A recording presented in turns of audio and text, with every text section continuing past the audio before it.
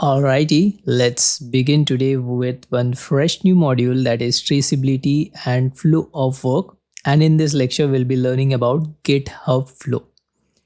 Imagine a team writing a book where each writer drafts chapter separately before merging them into the main story. In GitHub Flow, developers create a branch to work on new features or fixes.